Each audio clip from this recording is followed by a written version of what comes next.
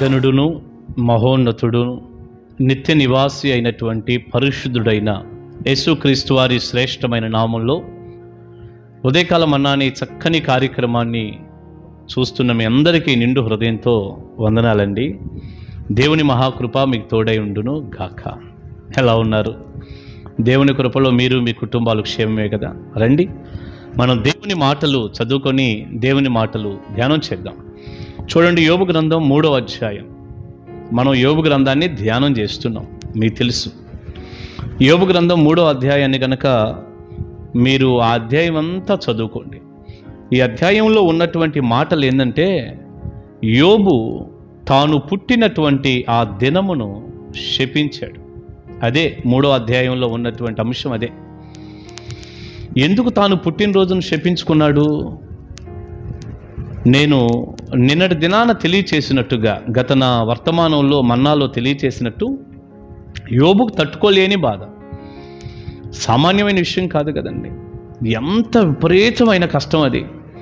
10 మంది పిల్లలు ఒకే రోజు చనిపోయి, ఆస్తి అంతా ఒకే రోజు పోయి, ఆరోగ్యం అంతా కూడా క్షీణించిపోయి, ఉన్న భార్య వచ్చి దూషిస్తూ, అంటే నిందిస్తూ, ఇంకా ఎందుకు ఈ యథార్థత, ఇంకా దేవుడు దేవుడు అంటావేంటి, ఒక్కసారి దేవుణ్ణి దూషించి చావరాదా అంటూ భార్య కూడా అలాంటి మాటలు మాట్లాడుతూ అన్ని విధాలుగా యోబు కొట్టబడ్డాడు.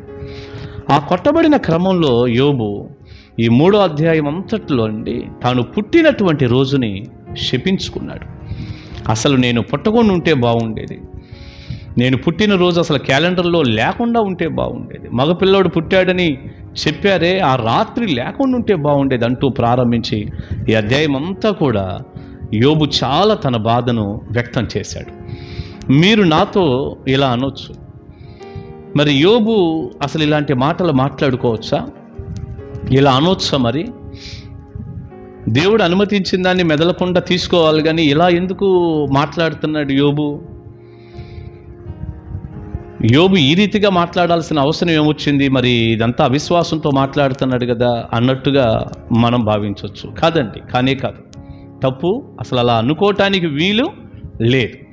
ఎందుకంటేనండి, యోబు నోటి మాటతోనైనా పాపం చేసేవాడు కాడు అని దేవుడే యోబుని గురించి సాక్ష్యం చెప్పాడు. అతడు యథార్థవంతుడు, న్యాయవంతుడు, చెడుతనాన్ని విసర్జించి దేవుని యందు భయభక్తులు కలిగిన వాడు అని దేవుడే సాక్ష్యం చెప్పాడు 1వ అధ్యాయంలో. యోబు అద్భుతమైనటువంటి, నమ్మకమైనటువంటి తన బిడ్డ అని దేవుడే యోబుని గురించి చెప్పాక తప్పు మనం పట్టగలమంటారా? యోబు ఇలా మాట్లాడొచ్చా అని 3వ అధ్యాయాన్ని చదివి చాలామంది అనుకుంటూ ఉంటారు. ప్రియులారా, ఒక్కసారి యోబు పరిస్థితిలోనికి వెళ్ళి మిమ్మల్ని మీరు ఊహించుకొని చూడండి.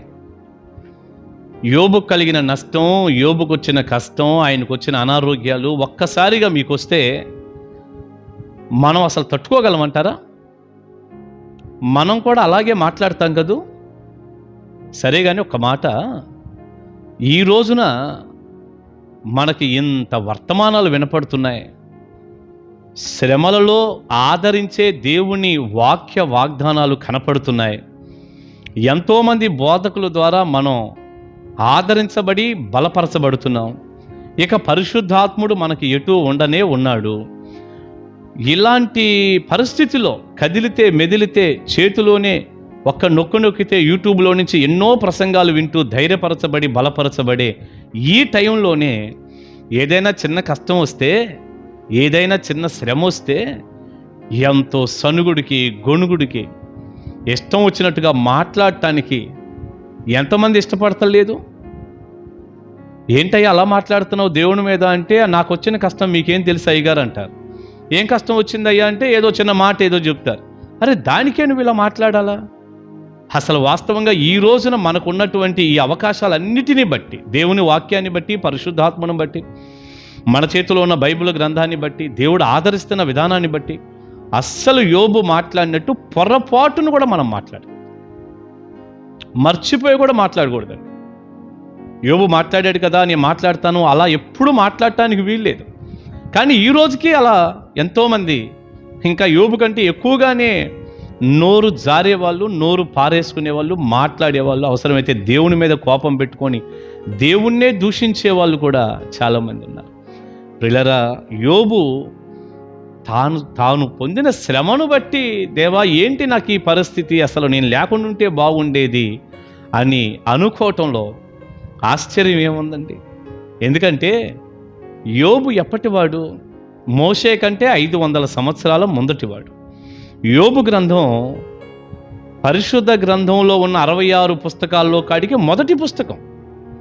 అందుకే ఇప్పుడు యోబు గ్రంథ ధ్యానాలు నేను మొదలు పెడతానికి, యోబు గ్రంథాన్ని గురించి వివరించడానికి కారణం ఏంటంటే, బైబిల్ గ్రంథంలోనే ఇది మొదటి పుస్తకం. ఇది మొట్టమొదటి రాయబడినటువంటి పుస్తకం.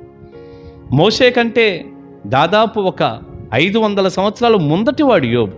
మరి ఆ రోజుల్లో ఈరోజు మనకున్నట్టు ప్రసంగాలేవి, బైబిల్ ఏది, ధర్మశాస్త్రం ఏది, బోధకులేరి? ఈరోజు మనకున్నట్టుగా పరిశుద్ధాత్ముడు ఏడి?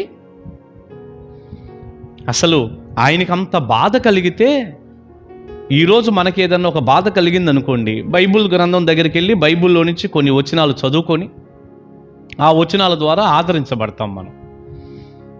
ఈ వచనంలో దేవుడు ఇలా చెప్పాడు, రోమా 8:28 చదువుతాం. మేలు కలగటానికే అన్నీ కూడా సమకూడి దేవుడు జరిగిస్తున్నాడు అని. రైట్, నాకు మేలు కలగటానికే దేవుడు ఈ శ్రమ అనుమతించాడు అనుకుంటా సంతోషిస్తాం. మరి యోబుకి రోమా 8:28 ఉందా? లేదుగా. కేవలం అసలు నాకు ఎందుకు ఇలా జరిగింది అని ఆయన ఆలోచనలను ఆలోచించుకొని దాన్ని బట్టి మాత్రమే అతనికి ఏదైనా అర్థమైతే తెలుసుకోవాలి, అంతే. దేవుడు ఏదైనా బయలుపరిస్తే డైరెక్ట్గా అంతే. ఈరోజు మనకు ఉన్నటువంటి వాతావరణం ఏమీ లేదు యోబుకి. అలాంటి సిచ్యువేషన్లో ప్రియమైన దేవుని బిడ్డ యోబు ఇలా మాట్లాడుకోవటం మనం అస్సలు తప్పు పట్టకూడదు.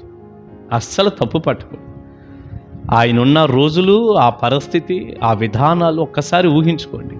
అయితే ఈరోజు మనం అలా మాట్లాడవచ్చు అంటే అస్సలు మాట్లాడకూడదు. ఇది కూడా మనం గుర్తుపెట్టుకోవాలి. యోబు మాట్లాడినట్టుగా మనం మాట్లాడి సనిగి బాధపడి అలా చేయటానికి వీలే లేదండి. ఈరోజు మనం అలా చేయటానికి వీల్లేదు. ఎందుకంటే మనకి ఈరోజు ఉన్నటువంటి పరిస్థితి వేరు కనుక యోబు అలా మాట్లాడొచ్చా అనకండి. ఆయనకున్న బాధను బట్టి అలాగా మాట్లాడుతూ వచ్చాడు. ప్రియబిడ్డ, నేను ఇక్కడ ముగించే ముందు ఒక మాట చెప్తాను.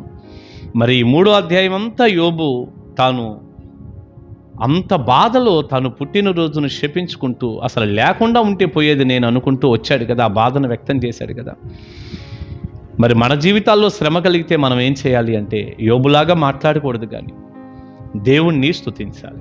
ఎందుకు స్తుతించాలి అంటారా? శ్రమ మన మేలు కొరకు దేవుడు అనుమతిస్తాడు. యోబుకు కూడా అంతే, కానీ అప్పటికి యోబుకు తెలియదు, అంతే తేడా. ఈరోజు మనకు తెలుసు, బైబిల్లో రాయబడి ఉన్నాయిగా. ఇప్పుడే నేను ఒక మాట గుర్తు చేశాను మీకు. రోమా 8:28 ఆయన్ని ప్రేమించే వారికి, ఆయన సంకల్పం చొప్పున పిలువబడిన వారికి మేలు కలుగుటకై సమస్తము సమకూడి దేవుడు జరిగిస్తున్నాడు అని ఫుడ్ నోట్లో ఉంటుంది. మరి మన శ్రమ మన ఆశీర్వాదమే. అందులో దేవుడు ఏదో ఒక మేలు ఉంచుతాడు. మనం కీర్తనల గ్రంథం 119వ కీర్తన 71వ వచనాన్ని చదివితే ఇలా ఉంది: నేను నీ కట్టడలను నేర్చుకొనున్నట్లు శ్రమ నొంది ఉండుట నాకు మేలయ్యను. శ్రమ నొంది ఉండుట నాకు మేలయ్యను. ప్రియబిడ్డ, శ్రమ ఆశీర్వాదం, దీవెన, మేలే. అది ఎలాంటి మేలో నాకు తెలియదు. దేవుడు ఒక్కొక్కరి శ్రమలో ఒక్కొక్క విధానంలో మేలు చేస్తూ ఉంటాడు. కానీ ఒకటి తెలుసు, ఖచ్చితంగా శ్రమ మేలుకే కారణమవుతుంది. నా జీవితంలో ఎన్నో శ్రమలు నాకు కలిగాయి. ఎన్నో బాధలు, అవమానాలు, శ్రమలు, కన్నీటి గుండా నేను వెళ్ళాను. కానీ వాటన్నిటి గుండా దేవుడు నాకు మేలే చేశాడు, కానీ ఎప్పుడూ ఆయన కీడు చేయలేదు. మనం ఆరాధించే దేవుడు యేసయ్య మంచి దేవుడు అండి, మేలు చేసే దేవుడు. యోబులాగా నువ్వు కృంగిపోనక్కర్లేదు, బాధపడనక్కర్లేదు. కానీ పరిశుద్ధాత్ముని సహాయంతో, ఆయన సన్నిధితో ధైర్యంగా ఉండు, బలం పుంజుకో. శ్రమ నీకు మేలుకరంగా దేవుడు మారుస్తాడు. రానున్న రోజుల్లో గొప్ప కార్యాలు దేవుడు నీకు చేస్తాడు. దైవాశీస్సులు మీ అందరికీ ఉండునుగాక. ఆమేన్. ప్రార్థన చేసుకుందాం. పరిశుద్ధుడా, ప్రేమగల తండ్రి, విత్తబడిన ఈ సందేశం బిడ్డలకు దీవెనకరంగా చేయండి. మీ ద్వారా కలిగే ఆశీర్వాదాలన్నీ పిల్లలకు శ్రమలో మేము ఎలా స్పందించాలో యోబులాగా మేము స్పందించకూడదని, యోబు అలా స్పందించడానికి గల కారణం కూడా మేము ఆలోచిస్తూ, మేము ఈ రోజున మాకున్న మీ దివ్యమైన సన్నిధిని బట్టి, పరిశుద్ధాత్మ శక్తిని బట్టి మేము అలా మాట్లాడకూడదని, శ్రమలో మాకు మేలు ఉందని మేము నేర్చుకున్నాం. ఈ వర్తమానం మీ బిడ్డలకు దీవెనకరంగా చేయండి. శ్రమలో ఉన్న వారందరిని ఆదరించండి. శ్రమ వెనక ఉన్న మేలు మీ పిల్లలకు అనుగ్రహించండి. ఈ మంచి వర్తమానం మీ బిడ్డలకు చెప్పే అవకాశం ఇచ్చినందుకు మిమ్మల్ని స్తుతిస్తూ యేసు నామాని ప్రార్థన మనవులు అడుగుచున్నాను తండ్రి. Amen. Amen. God bless you. దేవుని మహాకృప మీ తోడై ఉండును గాక. ఆమేన్.